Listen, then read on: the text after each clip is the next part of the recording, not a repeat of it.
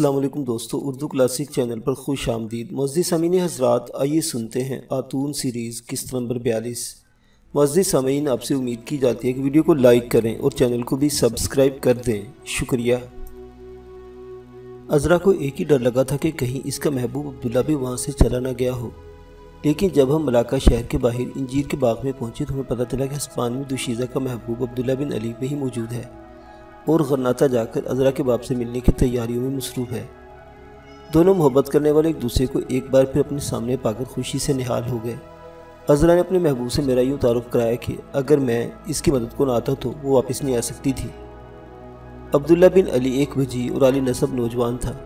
اس سے مجھے گلے لگایا اور شکریہ ادا کیا۔ اسی روز عذرا اور عبداللہ بن علی کی شادی ہو گئی۔ عذرا نے اسلام قبول کر لیا۔ اب عبداللہ بن علی نے اپنی بیوی کے ساتھ لے کر واپس غرناطہ جانے کا منصوبہ بنایا تاکہ وہ عذرا کے باپ کو صورتحال سے آگاہ کر کے اپنی جاگیر پر ہنسی خوشی زندگی بسر کر سکے۔ عذرا اس منصوبے کے خلاف تھی، مگر عبداللہ نے اسے راضی کر لیا۔ میں خود غرناطہ جانے کا خواہش مند تھا، چنانچہ ایک روز ہم غرناطہ جانے والے قافلے میں شامل ہو گئے۔ 4 دن کی مسافت کے بعد ہمارا قافلہ غرناطہ پہنچ گیا۔ سیرا نواد کی برف پو چوٹوں کے دامن میں خلیفہ کے عہد کا شہر غرناطہ ایک نگینے کی طرح دمک رہا تھا۔ ایک ٹیلے دور ہی سے ہمیں الحمرا کے باغات کے اشجار نظر آنے شروع ہو گئے تھے۔ قصر الحمرا کے سرخ رنگ کی مربع برجوں کے چوٹیوں نیلگوں آسمان کی دھوپ میں چمک رہی تھی۔ غرناطہ شہر کے باہر ایک حسین و جمیل وادی میں عبداللہ بن علی کی جاگیر تھی، جہاں انگور و انجیر کے باغات، ٹھنڈے میٹھے پانی کے چشمے رواں تھے۔ میں نے اس محبت کرنے والے نوبہتا جوڑے کے ساتھ قیام کیا۔ شام کے وقت عبداللہ بن علی تلوار لٹکا کر گھوڑے پر سوار ہوا اور عذرا کے باپ کی حویلی کی طرف روانہ ہو گیا۔ عذرا نے ایک بار پھر اسے آنسو بھری آنکھوں کے ساتھ رخصت کیا۔ اس کا دل گھبرا رہا تھا۔ وہ اسے اپنے باپ کی جاگیر پر جانے سے منع کرنا چاہتی تھی، مگر عبداللہ بن علی جانے کا فیصلہ کر چکا تھا تاکہ حالات معمول کی شکل اختیار کر سکے۔ وہ اکیلا ہی گیا، اس نے مجھے بھی اپنے ساتھ لے جانے کی ضرورت محسوس نہ کی۔ عذرا دل تھام کے رہ گئی۔ میں اسے حوصلہ دینے لگا۔ کوئی 1 گھنٹے بعد ایک گھڑسوار گھبرایا ہوا آیا۔ اس نے بتایا کہ عبداللہ بن علی کا ڈان کارلوس کے حویلی میں عذرا کے ماموں سے جھگڑا ہو گیا۔ عبداللہ بن علی نے اسے قتل کرتے ہوئے سپاہی سے پابند زنجیر کر کے غرناطہ کے گورنر کے محل میں لے گئے ہیں۔ عذرا پر تو گویا بجلی گر پڑی۔ گھڑسوار نے یہ بھی بتایا کہ ڈان کارلوس خود اپنی بیٹی کو لینے وہاں آ رہا ہے۔ عذرا کا رنگ سفید پڑ گیا۔ اس نے گھبرائی ہوئی آواز میں مجھے بتایا کہ اس کا باپ اسے زندہ نہیں چھوڑے گا۔ خدا کے لیے مجھے یہیں سے کہیں لے چلو۔ میں نے اسی وقت گھوڑوں پر زین کسی، عذرا کو گھوڑے پر بٹھا کر ساتھ لیا اور ہم جاگیر کے باغات سے نکل کر دریا ویگاس کو عبور کر کے غرناطہ کے شمال کی جانب روانہ ہو گئے۔ عذرا اس سارے علاقے سے واقف تھی۔ اس نے بتایا کہ دریا ویگاس مرسیانہ کے پہاڑوں سے جا نکلتا ہے۔ وہاں ڈھلانے جنگل میں ایک پرانی خانقاہ ہے جس کا متولی ایک نیک دل بوڑھا عیسائی پادری ہے جو اسے بچپن میں اسے کھلایا کرتا تھا۔ ہم نے دریا کے منبع کی جانب گھوڑے ڈال دیے۔ نصف شب کے بعد ہم ڈھلانے جنگل میں واقع پرانی خانقاہ میں پہنچ گئے۔ بوڑھا عیسائی پادری شمعدان ہاتھ میں لیے خانقاہ سے باہر آ گیا۔ اس نے عذرا کو پہچان لیا۔ اس کے سر پہ شفقت سے ہاتھ پھیرا۔ عذرا نے اسے سارے حالات بتا دیے۔ بوڑھا پادری پدرانہ شفقت سے مسکرا اور بولا، خدا معاف کرنے والا ہے، میرے ساتھ آؤ۔ جب تک تمہارے خامد کا کوئی فیصلہ نہیں ہوتا تم میری پناہ میں رہو گی۔ مجھ سے بھی بڑے اخلاق سے پیش آیا۔ عذرا اپنے خامد کی گرفتاری پر بہت پریشان تھی۔ عیسائی پادری نے فکر انگیز انداز میں کہا، بیٹی، مسلمانوں کے عہد حکومت میں عدل و انصاف کا دور دورہ ہے۔ تمہارے خامد کے ساتھ پورا انصاف کیا جائے گا۔ عذرا نے آنسو بھر کر کہا، مقدس باپ، میں مسلمانوں کے انصافی سے خوفزدہ ہوں۔ یہ لوگ کسی رورایت سے نہیں کرتے، صرف انصاف کے تقاضے پورے کرتے ہیں۔ ڈرتی ہوں کہیں میرے خامد کو۔ وہ رونے لگی۔ پادری نے اسے تسلی دی اور پھر ایک کوٹھلی میں بستر ڈال کر اسے سلا دیا۔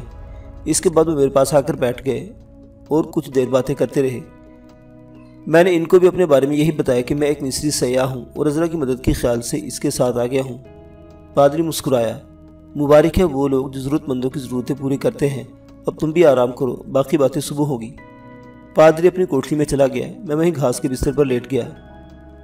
غرناطہ کے گورنر کو جب پتہ چلا کہ قاتل عبداللہ بن علی کرتبہ کے قاضی القضاء محمد بن علی کا اکلوتا بیٹا ہے تو اس نے خلیفہ کو سارا احوال لکھ بھیجا۔ اس مقدمے کے بارے میں ان کی کیا رائے ہے؟ اصل میں غرناطہ کا مسلمان گورنر اتنی بڑی درباری شخصیت کے بیٹے کے خلاف خلیفہ کو مطلع کیے بغیر کوئی کارروائی نہیں کرنا چاہتا تھا۔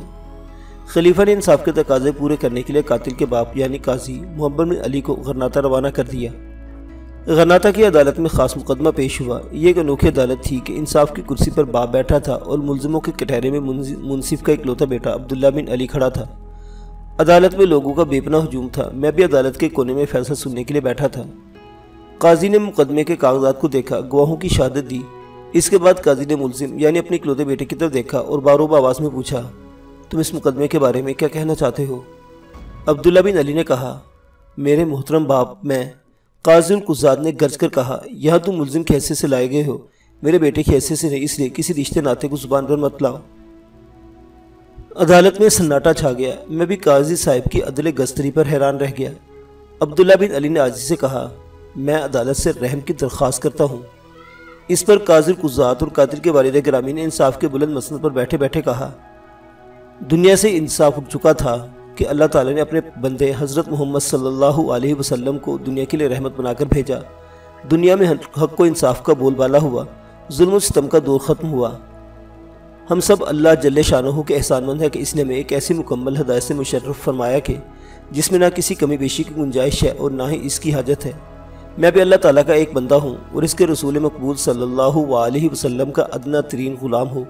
اگرچہ میرا دل اپنے اکلوتے بیٹے کی محبت سے لبریز ہے، مگر انصاف کا خون ہوتے نہیں دیکھ سکتا۔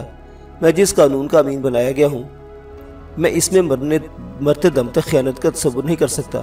تم پر ایک عیسائی کا قتل ثابت ہو گیا ہے، اب میں تمہیں اللہ تعالیٰ اور اس کے رسول صلی اللہ علیہ وسلم کا حکم سناتا ہوں۔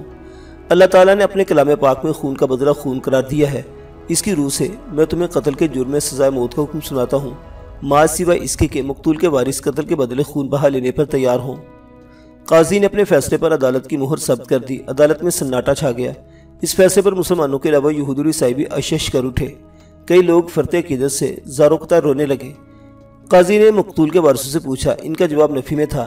وہ خون بہا لینے پر راضی نہ تھا، وہ عبداللہ کو قتل ہوتا دیکھنا چاہتے تھے۔ قاضی نے دوسرے روز صبح کے وقت عبداللہ کی گردن اڑا دینے کا حکم صادر فرما دیا۔ میں نے خانقاہ میں واپس آ کر عذرا کو یہ جان کا خبر سنائی تو وہ غش کھا کر گر پڑی۔ عیسائی پادری بھی غمزدہ ہو گیا، کہنے لگا، مسلمانوں کا یہی عدل و انصاف ہے جس کی وجہ سے ملک اندلس میں امن و امان کی حکمرانی ہے، سوائے اس قسم کے مشتعل وارداتوں کے کبھی کسی کا قتل نہیں ہوا۔ میں نے ان سے پوچھا کہ اب کیا ہوگا؟ عذرا کو تو زندہ نہ بچ سکے گی، عبداللہ کی موت کے ساتھ وہ بھی مر جائے گی۔ پادری بولا، میں اس بارے میں کیا کر سکتا ہوں؟ پھر میری طرف روشن آنکھوں سے دیکھا اور کہا، ہاں اگر تم اپنے طور پر کچھ کر سکتے ہو تو میں تمہیں نہیں روکوں گا۔ عذرا کو ہوش آیا تو وہ زاروں قطار رونے لگی۔ مجھ سے اس کی حالت زار دیکھی نہیں جاتی تھی۔ پادری نے مجھے اشارہ دے دیا تھا، انصاف کے تقاضے پورے ہو گئے تھے، اب میں محبت کے تقاضے پورے کرنا چاہتا تھا۔ میں نے فیصلہ کر لیا کہ عبداللہ بن علی کو موت کے منہ میں نہیں جانے دوں گا۔ مجھے معلوم تھا کہ اس کے لیے مجھے ایک ایسا قدم اٹھانا پڑے گا جس کے باعث کئی محافظ میرے ہاتھوں مارے جائیں گے۔ میں اسی کشمکش میں تھا۔ عذرا نے صبح سے کچھ نہیں کھایا تھا، رات ہو گئی تھی۔ میں عذرا کے پاس ہی بیٹھا تھا کہ مجھے یوں محسوس ہوا جیسے کوئی مجھ سے سرگوشیوں میں کہہ رہا ہے، خاتون تم نے غلط فیصلہ کیا ہے۔ انصاف کے تقاضے پورے نہ ہوئے تو عدل کے ترازو کا پلڑا جھک جائے گا، معاشرے سے امن و امان اٹھ جائے گا، خلق خدا کی زندگیاں غیر محفوظ ہو جائیں گی، اور اگر تم ان دو محبت کرنے والوں کی زندگیاں بچانا چاہتے ہو تو تمہیں اپنے آپ کو پیش کرنا ہوگا۔ میں نے قدر تعجب سے اپنے آپ کو پیش کرنے کے ضمن میں اندیکھی ہستی سے وضاحت چاہی تو سرگوشی کرنے والی ہستی نے جو کچھ بتایا وہ یہ تھا کہ مجھے شب کی تاریکی میں غرناطہ کے شاہی قلعے کی غربی دیوار کے پاس جا کر تکونی چٹان کے نیچے آنکھیں بند کر کے لیٹ جانا ہوگا۔ خانقاہ میں عیسائی پادری کو اعتماد میں لیتے ہوئے بتا کر جانا ہوگا کہ میں عبداللہ بن علی کو قید سے نکالنے جا رہا ہوں۔ چنانچہ جب تھوڑی دیر بعد وہ خانقاہ میں پہنچنے کو، اسے عذرا کے ہمراہ خانقاہ میں ہی اس وقت تک چھپا رہنا چاہیے تھا جب تک کہ میں واپس نہ آ جاؤں۔ چنانچہ میں نے ایسا ہی کیا۔ خانقاہ میں اندر آیا تو عذرا ایک بار پھر بے ہوش ہو چکی تھی اور پادری اس کو لخلخا سکھا رہا تھا۔ میں نے پادری کو ایک طرف لے جا کر کہا، اس حقیقت کا مجھے کسی نہ کسی طریقے سے علم ہو چکا ہے کہ آپ میری زندگی کے راز اور خفیہ طاقت سے باخبر ہیں۔ ذرا تفصیل میں جانے کا یہ وقت نہیں ہے۔ میں عبداللہ بن علی کو قید سے چھڑانے جا رہا ہوں۔ میرے جانے کے بعد وہ خانقاہ کا دروازہ کھٹکھٹائے گا، آپ اسے فوراً عذرا کے ساتھ ہی خانقاہ کی کسی کوٹری میں چھپا دیں۔ اگرچہ عبداللہ بن علی آپ کے پاس محفوظ ہوگا، مگر کل صبح ایک اور عبداللہ بن علی کی گردن سب کے سامنے اڑا دی جائے گی، یہ میں ہوں۔ اس کا ذکر آپ کو عبداللہ اور اس کی بیوی عذرا سے ہرگز نہیں کرنا۔ آپ ایسا کریں کہ جب میری لاش کو سر اور دھڑ سمیت رواج کے مطابق دریا میں پھینک دیا جائے تو آپ آگے جا کر اسے پانی کی لہروں سے نکال لیں، پھر میرے سر کو گردن کے ساتھ لگا کر آپ خاموشی سے بیٹھ جائیں۔ آگے جو کچھ ہوگا آپ کو خود بخود معلوم ہو جائے گا۔ اب میں جا رہا ہوں، میرے پاس وقت بہت کم ہے۔ جیسا کہ میں نے کہا ہے آپ ویسا ہی کریں۔ پادری بڑی محبت کے ساتھ ہونٹوں پر ہلکی سی دلکش مسکراہٹ لیے میری باتیں سنتے رہے۔ جب میں جانے لگا تو میرے کاندھے پر ہاتھ رکھ کر کہا، میرے بیٹے میں جانتا تھا کہ تم ضرور ان کی مدد کرو گے، جاؤ، تم نے جیسا کہا ہے میں ویسے ہی کروں گا۔ میں گھوڑے پر سوار ہوا اور رات کی تاریکی میں غرناطہ کے قلعے کی طرف نکل گیا۔ ہر طرف ہو کا عالم تھا، دور قصر الحمرا کی فصیل پر کہیں کہیں شمعدان روشن تھے۔ میں قلعے کی غربی دیوار کی طرف آیا تو یہ دیوار سے ہٹ کر ایک تکونی چٹان اوپر کو اٹھی ہوئی تھی۔ یہی وہ جگہ تھی جہاں مجھے لیٹ جانے کے لیے کہا گیا تھا۔ میں نے گھوڑے کو ایک طرف باندھا اور چٹان کے سائے میں زمین پر چیت لیٹ گیا۔ میں نے آنکھیں بند کر لی۔ چند ثانیے بعد مجھے ہلکا سا جھٹکا لگا۔ میں نے آنکھیں بند رکھی مگر میں نے محسوس کیا کہ میں کھلی ہوا میں نہیں ہوں اور میرے نیچے کی زمین کے بجائے سخت پتھریلا فرش ہے۔ میرے کان میں پھر سرگوشی ہوئی، خاتون آنکھیں کھول کر دیکھو تم کہاں ہو۔ میں نے آنکھیں کھولی تو دیکھا ایک تنگو تاریک کوٹھلی میں پڑا ہوں، دیوار گیر ایک چراغ جل رہا ہے۔ میرا رنگ گورا ہو گیا تھا۔ میں نے چہرے پر ہاتھ پھیرا تو چہرے کے نقوش بدلے ہوئے پائے۔ یہ میرا چہرہ نہیں تھا بلکہ عذرا کے خاوند عبداللہ بن علی کا چہرہ تھا۔ رات کا پچھلا پہر ہوا تو مجھے قید کی کوٹھی سے باہر اذان کی آواز سنائی دی۔ پھر دروازہ کھلا تو ہٹے کٹے جلادنما آدمی تلواریں اٹھائے ایک بارش بزرگ کے ساتھ اندر داخل ہوئے۔ انہوں نے مجھے وضو کرایا، سفید چادر پہننے کو دی اور کہا میں زندگی کی آخری نماز پڑھ کر خدا سے اپنی بخشش کی آخری دعا مانگ لوں۔ اب اس حقیقت میں ذرا سا بھی شبہ باقی نہیں رہا تھا کہ میری شکل ہو عبداللہ بن علی کی شکل میں تبدیل ہو چکی ہے۔ میں نے نماز پڑھ کر خدا سے دعا مانگی کہ وہ مجھے پھر سے نئی زندگی عطا فرمائے اور میرے گناہ معاف فرما دے۔ میرے دل کو بہت تسلی اور اطمینان تھا کہ دو محبت کرنے والے دل ایک دوسرے سے مل چکے ہوں گے اور اب میں قانون اور انصاف کا بول بالا کر رہا ہوں۔ نماز سے فارغ ہوا تو مجھ سے پوچھا گیا کہ میری آخری خواہش کیا ہے۔ میں نے مزید اطمینان کرنے کے لیے کہا کہ میری لاش کو دریا کی لہروں کے حوالے کر دیا جائے۔ بارش بزرگ نے کہا رواج کے مطابق تمہاری لاش کے ساتھ بھی یہی سلوک کیا جائے گا کیونکہ قاتل کی لاش زمین بھی قبول نہیں کرتی۔ میں نے کوئی جواب نہ دیا۔ وہ لوگ مجھے بند کر کے چلے گئے۔ غرناطہ میں سورج طلوع ہو چکا تھا۔ ایک بار پھر دروازہ کھلا۔ اس بار 4 مسلح سپاہی داخل ہوئے۔ انہوں نے مجھے زنجیر پہنائی اور قید خانے سے نکال کر ایک چھکڑے میں سوار کرایا اور غرناطہ کے سب سے بڑے چوراہے پر لا کر کھڑا کر دیا۔ میرے سینے پر ایک حکم نامہ لٹکا دیا جس میں میرا جرم اور جرم کی سزا درج تھی۔ چوک لوگوں سے بھرا ہوا تھا اور وہ اسلامی قانون اور انصاف کے حق میں نعرے لگا رہے تھے۔ میرے پاؤں کی زنجیر اتار دی گئی۔ میرے دونوں ہاتھ کو پشت پر رسی سے باندھ دیا گیا۔ ایک جلاد جس نے سیاہ لبادہ پہن رکھا تھا میرے پہلو میں آ کر کھڑا ہو گیا۔ اس کے ہاتھ میں چوڑے پھل والی تلوار تھی جس کا پھل سورج کی روشنی میں بار بار چمک رہا تھا۔ قانون کے 2 محافظ عہدیدار ایک طرف کرسی پر بیٹھ گئے۔ ان کے ہاتھ میں دستاویزات تھی۔ میری آنکھوں پر پٹی باندھ دی گئی۔ میں نے آنکھیں بند کر لی۔ مجھے اپنی زندگی کا سب سے خطرناک تجربہ ہونے والا تھا۔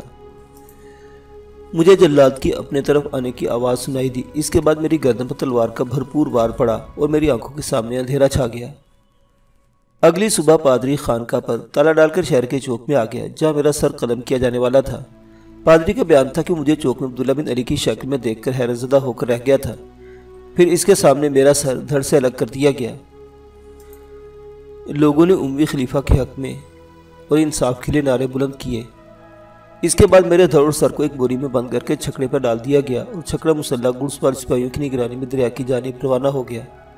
پادری نے بھی اپنے گھوڑے کا رخ دریا کی جانب کر دیا اور جس مقام پر میری لاش کو دریا کی لہروں کو سپرد کیا جانا تھا وہاں سے دور دریا کے کنارے پر آ کر انتظار کرنے لگا۔ سپاہیوں نے بوری دریا میں پھینک دی۔ بوری جس پہ میری کٹی ہوئی لاش تھی 2-1 بار ڈوب کر ابھر کر لہروں پر بہاؤ پر بہنے لگی۔ سپاہی واپس چلے گئے۔ بوری تیرتی ہوئی جب اس مقام پر پہنچی جہاں پادری موجود تھا تو اس نے دریا میں چھلانگ لگا دی اور بوری کو کھینچ کر کنارے پر لے آیا۔ بوری کو کنارے پر لانے کے بعد اس نے میری لاش کو باہر نکالا اور میرا کٹا ہوا سر میرے دھڑ کے ساتھ لگا کر خود ایک طرف جھاڑی کی اوٹ میں بیٹھ گیا۔ جب جلاد کی تلوار کی کاری زر میری گردن پر پڑی تو مجھے کچھ ہوش نہیں رہا تھا۔ میں اس وقت سے لے کر کٹی ہوئی گردن کے ساتھ دھڑ کے الگ رہنے تک عالم لاشعور میں رہا۔ جو ہی میرا سر میرے دھڑ کے ساتھ دوبارہ لگا تو میرا شعور و ہوش و حواس واپس آ گئے۔ میں نے آنکھیں کھول دی۔ دن کے اجالے میں مجھے اپنے اوپر نیلا آسمان دکھائی دیا۔ غیر شعوری طور پر میرا ہاتھ اپنی گردن کی طرف اٹھ گیا۔ میرا ہاتھ اٹھتا دیکھ کر پادری جلدی سے میرے پاس آ گیا۔ میں نے گردن پر ڈرتے ڈرتے ہاتھ پھیرا۔ میری گردن جڑ چکی تھی۔ وہاں تلوار کا کوئی زخم نہیں تھا۔ میں خدا کا نام لے کر اٹھ بیٹھا۔ پادری کے منہ سے بھی بے اختیار نکل گیا، یہ خدا کا معجزہ ہے۔ میں نے اصل عبداللہ بن علی کے بارے میں پوچھا۔ پادری نے کہا تم نے جیسے کہا تھا میں نے ویسے ہی کیا۔ تمہارے جانے کی تھوڑی دیر بعد وہ آن پہنچا اور اب اپنی بیوی عذرا کے ساتھ خانقاہ میں محفوظ ہے۔ میں نے اپنے چہرے پر ہاتھ پھیرا۔ میرے اصلی نقوش واپس آ چکے تھے۔ پادری نے مسکرا کر کہا تم اس وقت اپنی اصلی شکل میں ہو۔ میں نے ہاتھ باندھ کر خدا کے حضور سجدہ شکرانہ ادا کیا اور اٹھ کر کھڑا ہو گیا۔ ہم گھوڑے پر بیٹھ کر واپس پہاڑی کی ڈھلانی جنگل والی خانقاہ میں آ گئے۔ عذرا مجھے دیکھتے فرت مسرت سے بولی، عبداللہ بھائی دیکھو یہ کون ہے؟ میں نے اس کے خامد عبداللہ بن علی کو گلے سے لگایا، جس نے مجھ سے پوچھا کہ میں رات کو کہاں چلا گیا تھا۔ پھر اس نے مجھے بھی اپنی رہائی کی حیرت انگیز داستان سنائی اور بار بار سر جھٹک کر کہنے لگا، میری سمجھ میں نہیں آتا کہ یہ سب کچھ کیسے ہو گیا، مگر عبداللہ سپاہی میرے فرار کے بعد میری تلاش میں ہوں گے، ہمیں یہاں سے نکل کر کسی دور دراز مقام پر چلے جانا چاہیے۔ عذرا بولی، اندلس میں ہمیں نہیں رہنا چاہیے، یا تمہیں کسی بھی وقت پکڑ لیا جائے گا۔ عبداللہ بن علی نے کہا، ہم پرتگال چلے جائیں گے، وہاں میرا ایک دوست جہاز سازی کا کاروبار کرتا ہے، اس کے پاس ہمیں پناہ مل جائے گی۔ عیسائی پادری نے معنی خیز نگاہوں سے میری طرف دیکھا، پھر عبداللہ بن علی سے کہا، وہ قرطبہ اپنے والد کے پاس کیوں نہیں چلا جاتا؟ اس پر عبداللہ بن علی نے چونک کر کہا، نہیں، میں ان کے پاس گیا تو مجھے دوبارہ قانون کے حوالے کر دیں گے، میں اندلس میں نہیں رہوں گا، ہم دوسرے ملک میں جا کر ایک نئی زندگی شروع کریں گے۔ اس وقت تک پرتگال کا مغربی علاقہ مسلمانوں کی عملداری میں نہیں آیا تھا اور وہاں عیسائی حکومت تھی۔ ہم نے عبداللہ بن علی اور عذرا کو یہ بات بالکل نہ بتائی کہ قانون کے فیصلے کے مطابق اس کے ایک ہم شکل عبداللہ بن علی کو موت کی سزا دی جا چکی ہے۔ وہ خانقاہ کی کوٹری میں بند تھے، انہیں شہر کے چوک میں کسی قاتل کے سر قلم ہونے کی خبر بھی نہیں تھی۔ عبداللہ بھی یہی سمجھ رہا تھا کہ وہ قید خانے سے فرار ہو گیا ہے اور سپاہی اس کی تلاش میں سرگردہ ہے۔ میں ان دونوں کو اندلس سے نکال کر ان کی منزل مراد کی طرف روانہ کرنے کے بعد ان سے جدا ہونا چاہتا تھا۔ ہم نے اندلس سے فرار کی ترکیب میں سوچنی شروع کر دی۔ ابھی ہم غور و فکر ہی کر رہے تھے کہ خبر آئی، سلطان اندلس کی فوجوں نے پرتگال پر چڑھائی شروع کر دی ہے۔ یہ خبر ہمارے لیے تشویشناک تھی، اب ہم پرتگال کا رخ نہیں کر سکتے تھے۔ آخر یہ طے پایا کہ فرانس کی طرف فرار ہوا جائے۔ فرانس اندلس کی شمال کی سرحد تھی اور غرناطہ سے ہمیں باجہ، مرسیہ، ترکونہ اور بارسلانہ کی طرف سفر کرتے ہوئے فرانس کے سرحدی پہاڑی سلسلے پیرنیس کی وادی میں پہنچنا تھا۔ یہ ایک طویل مسافت تھی، لیکن اس کے بغیر چارہ کار بھی نہیں تھا۔ ہم نے غرناطہ سے کوچ کی تیاریاں شروع کر دی۔ ہماری پہلی منزل باجہ کا شہر تھا۔ عذرا کو عیسائی راہب عورتوں اور عبداللہ بن علی کو عیسائی پادریوں کا لباس پہنایا گیا۔ عیسائی پادری اپنی خانقاہ چھوڑ کر ہمارے ساتھ نہیں جا سکتا تھا، چنانچہ ایک رات ہم غرناطہ سے باجہ جانے والے قافلے میں عیسائی راہبوں کے بھیس میں شامل ہو کر باجہ کی طرف روانہ ہو گئے۔ یہ بحیرہ روم کے ساتھ ساتھ اندلس کی طویل ترین سرحد کا سفر تھا۔ باجہ سے قافلہ پکڑ کر ہم مرسیہ اور پھر وہاں سے بارسلانہ پہنچ گئے تھے۔ ہمیں اس سفر میں 4 ماہ کا عرصہ گزر چکا تھا۔ فرانس کی سرحد پر اندلس کا آخری شہر گیرمند اب زیادہ دور نہیں رہ گیا تھا۔ ایک ہفتہ ہم نے اندلس کے سرحدی شہر گیرمند کی کارواں سرائے میں آرام کرتے ہوئے بسر کیا۔ گیرمند کی کارواں سرائے سے کوئی قافلہ فرانس کی سرحد تک نہیں جاتا تھا۔ ان دنوں فرانس میں اندلس کی مسلمان حکومت کے خلاف ریشہ دوانیاں اور سازشیں اپنے عروج پر تھیں۔ اندلس میں یہ افواہ بھی عام تھی کہ فرانس کے عیسائیوں نے سرحدی پہاڑیوں میں ایک جگہ اندلسی خلیفہ کی موت کے خلاف خفیہ مستقر قائم کر رکھا ہے، جہاں دن رات تخریبی کارروائیوں پر غور و فکر ہوتا ہے اور اندلس میں خلیفہ کی حکومت سے برگشتہ جاگیردار مسلمانوں کو اپنے ساتھ ملانے کی سازشیں تیار ہوتی ہیں۔ میرا مقصد صرف عذرا اور اس کے خامد عبداللہ بن علی کو فرانس کی سرحد میں کسی محفوظ مقام پر پہنچانا تھا۔ اس کے بعد نہ تو مجھے عذرا اور اس کے خامد سے اور نہ ہی اندلس کے اندرونی خلیفشار سے کوئی واسطہ تھا۔ میں قرطبہ کی سیار و سیاحت کے بعد کسی دوسرے ملک کی طرف نکل جانا چاہتا تھا، لیکن حالات و واقعات کسی طرح مجھے اپنی گرفت میں جکڑنے کی ریشہ دوانیاں کر رہے تھے، اس کا مجھے علم نہیں تھا۔ گیرمند کی کارواں سرائے میں ایک ہفتے کے قیام کے بعد ہم نے زیادہ راہ ساتھ لی اور تازہ دم ہو کر گھوڑوں پر سوار فرانس کی سرحدی پہاڑوں کی طرف چل پڑے۔ ہم نے پیرینیس کی پہاڑیوں میں ایک مقام پر اندلس کے ملک کو چھوڑ کر فرانس کی سرحد پار کر لی۔ سرحد پار کرنے کا ثبوت ہمیں اس وقت ملا جب ایک فرانسیسی گاؤں میں داخل ہوئے۔ یہ عیسائی قصابوں کا گاؤں تھا۔ ہم نے عیسائی راہبوں کی حیثیت سے اپنا تعارف کرا بتایا کہ اندلس میں ہم پر ظلم و ستم ہوتا تھا، اس لیے وہاں سے فرار ہو کر فرانس میں پناہ لینے آ گئے ہیں۔ گاؤں والوں نے ہمیں راہبوں کے لباس میں دیکھ کر ہمارے بیان پر اعتبار کیا اور ہماری خوب اوبھگت کی۔ ایک ہفتہ ہم نے گاؤں میں آرام کیا۔ اس کے بعد عذرا اور عبداللہ بن علی ایک قافلے میں شامل ہو کر فرانس کے بڑے شہر طولوس کی طرف روانہ ہو گئے اور میں انہیں ہنسی خوشی رخصت کرنے کے بعد واپس اندلس کی سرحد کی جانب چل پڑا۔ آدھی رات کو راستے میں ان سے جدا ہوا تاکہ گاؤں والوں کو مجھ پر شک نہ پڑ سکے۔ اس رات کی پچھلے پہر طوفان باد و باران نے آ لیا اور میں وادی کے پہاڑی جنگل میں راستہ بھول کر مغرب کی طرف ایک پرشور دریا کی طرف جا نکلا جو چٹانوں کے درمیان جھاگ اڑاتا تیزی سے بہہ رہا تھا۔ دن کی روشنی ہوئی تو میں نے گھوڑے کو ایک طرف کھڑا کیا اور خود ایک چٹان پر چڑھ کر جائزہ لینے لگا۔ میری دونوں جانب پہاڑی ٹیکریوں کا سلسلہ پھیلا ہوا تھا۔ آخر میں چٹان سے اتر آیا، گھوڑے پر سوار ہوا اور اندازے سے جنوب کی طرف چل پڑا۔ اندلس کے سرحد جنوب ہی کی جانب تھی۔ رات کے طوفان باد و بارہ کی وجہ سے کئی درخت ٹوٹ کر جگہ جگہ گرے پڑے تھے۔ ایک ویران راستہ جنگل کے درختوں میں سے ہو کر جنوب کی طرف جا رہا تھا۔ میں اسی راستے پر گھوڑے کو قدم قدم چلاتا رواں تھا کہ اچانک درختوں سے کچھ گھڑ سوار تلواریں لٹکائے ہاتھوں میں نیزے تھامے نکل آئے۔ ان کے لباس عیسائی سپاہیوں ایسے تھے۔ ایک عجیب بات یہ تھی کہ انہوں نے مجھ پر حملہ کرنے کی بجائے مجھے گھیر لیا اور حیرانی سے ایک دوسرے کا منہ تکنے لگے۔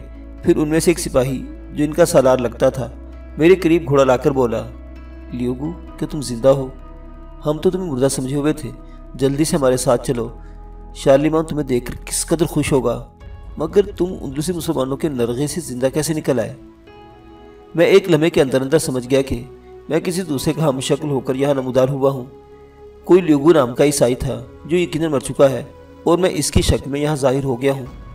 اس قسم کے تجربے سے پہلے بھی گزر چکا تھا، مگر شخصیت کے بدلنے کے ساتھ ہی میرے شعور میں اس آدمی کی یادیں اور حافظہ بھی محفوظ ہو جاتا تھا جس کے روپ میں ظاہر ہوتا تھا، لیکن اس پر ایسا نہیں ہوا تھا۔